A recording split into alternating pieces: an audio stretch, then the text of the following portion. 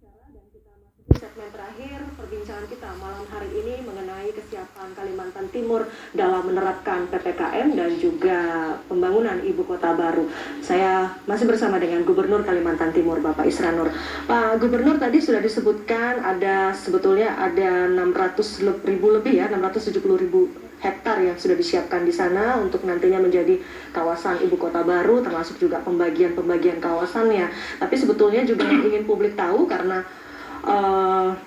bagaimanakah kondisi alam di Kalimantan Timur? Apakah memang di sana itu juga tidak rawan dengan banjir, longsor, kebakaran hutan dan sebagainya yang mungkin dikhawatirkan karena tadi disebutkan di Jakarta kan kita sudah problemnya adalah banjir dan macet gitu. Iya, kalau banjir pasti tidak di sana karena dia lebih tinggi di sana. Jadi dia gunung-gunung dia ya, di kawasan ibu kota itu. Hampir semuanya itu paling rendah itu berada pada posisi dari permukaan itu 45 meter. Jadi berbeda dengan Samarinda ya Pak ya? Oh, kemudian kalau Samarinda kan daerah rawa itu banyak rawa. Sempat banjir ya? Banyak banjir di sana. Tapi kalau di situ tidak ya. Kalau soal kebakaran hutan tentu itu kita sudah punya sistem untuk pengawasan dan mengontrol bagaimana kawasan kita sebut dengan ada sebuah aplikasi pengawasan kebakaran hutan itu yang kita sama dengan Kapolda itu. Polda maksud saya itu disebut dengan sistem aplikasi monitoring kebakaran disebut dengan Kudunga. Ada di Lembu Suwana maksud saya, Lembu Suwana di Kalimantan Timur.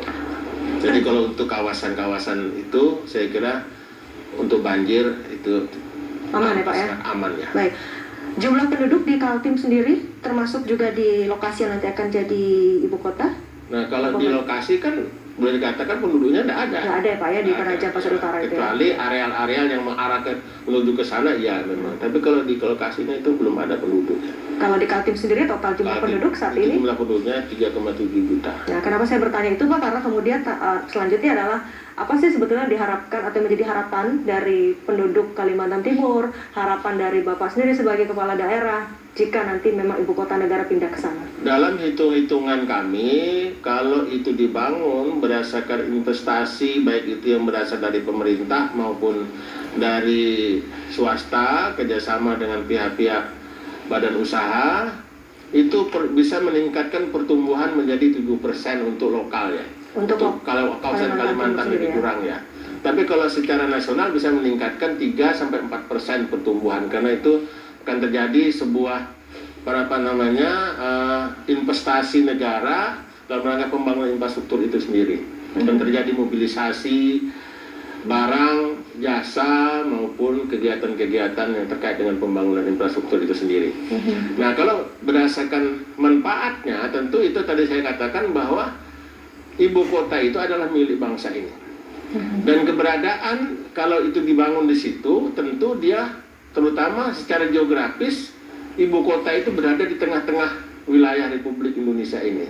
Jadi ke wilayah timur yang paling timur itu adalah misalnya Jayapura, kemudian sebelah barat itu Banda Aceh, kemudian selatan itu Surabaya, kemudian utara itu Manado. Yang artinya kalau ditempuh dengan perjalanan itu relatif sama. Jadi kalau saya pernah menerbangi antara Jayapura ke Balikpapan itu 4 jam. 4 jam? Ya, lebih kurang 4 jam, kurang dari 4 jam. Nah kemudian dari Balikpapan ke Banda Aceh itu 3 jam 20 menit, jadi hampir sama. Nah kemudian dari utara selatan, saya dari Balikpapan ke Surabaya 1 jam 15 menit, kemudian dari Balikpapan ke Manado paling utara itu juga 1 jam 15 sampai 1 jam 20 menit. Baik, tadi jadi memang berada di tengah-tengah, jadi manfaatnya saya kira pasti adalah, dan itu bisa mengurangi biaya perjalanan yang selama ini misalnya dari Papua itu bisa menggunakan waktu sampai mencapai 6 jam lebih atau 7 jam. Nah itu sekarang hanya mudah-mudahan antara 3,5 jam atau paling lama 4 jam. Baik, kembali ke soal tadi masih dampak dan manfaatnya dari sisi perekonomian begitu ya Pak ya. Tadi kan disebutkan ini bisa menambah pertumbuhan ekonomi di Kaltim 7%. Iya, di Kaltim 7%. 7% betul ya Pak ya? Ya. Saat ini berapa Pak?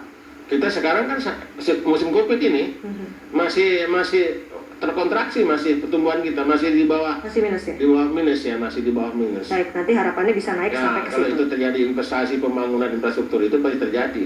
Baik. Dan itu akan mendapatkan bukan hanya manfaat itu bukan hanya didapatkan oleh masyarakat Kalimantan Timur, masyarakat yang ada di Kalimantan seluruhnya, masyarakat yang ada di perbatasan dengan Provinsi Kalimantan Timur seperti Sulawesi Selatan, Sulawesi Barat, Sulawesi Tengah, kemudian Gorontalo, Sulawesi Utara kan berbatasan.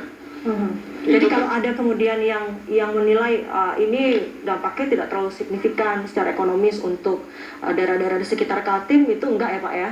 tidak saja Kaltim saja, tapi pasti akan berdampak lebih luas kepada sekitar kawasan-kawasan yang ada di berbatasan dengan Kalimantan Timur itu. Termasuk juga soal penyerapan terhadap tenaga kerja ya? Pasti itu sudah pasti. Terutama pada saat proses pembangunan Ya. atau sesudahnya. Bagaimana yang ada di gambaran Bapak? Saya dapat kemarin salah satu contoh ya dari Bapak Menteri Bappenas ya, Pak Dr. Soeharto. Ya.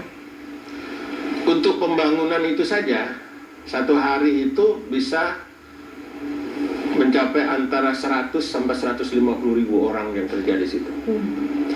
Nah itu saja kalau misalnya satu hari makan saja, itu misalnya 50 ribu satu hari, sarapan pagi, makan siang, makan malam.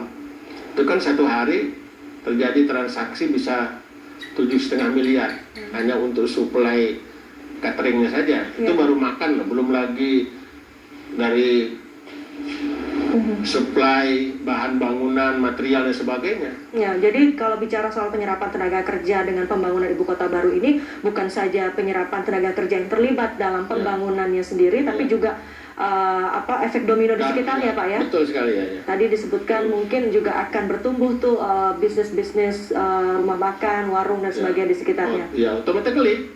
Karena ini kalau sudah selesai, saya diperkirakan antara 2 sampai dengan 3 juta tambahan penduduk yang ada di kawasan ibu kota itu. Di samping memang adalah mungkin aparat ASN yang berada di kawasan pemerintahan, ditambah dengan TNI Polri dan sebagainya, juga ada masyarakat pendatang yang di luar itu yang memanfaatkan kondisi itu untuk berusaha dan untuk berinvestasi. Ya, Pak, saya sekarang sudah membayangkan Bapak sebagai Kepala Daerah Kalimantan Timur ini kan sekarang fokus perhatiannya yang satu memikirkan bagaimana penanganan COVID-19, di sisi lain juga memikirkan bagaimana perkembangan persiapan ibu kota baru. Nah, kalau ini tertunda-tunda terus ya, karena kita nggak tahu ini kan karena COVID begitu ya.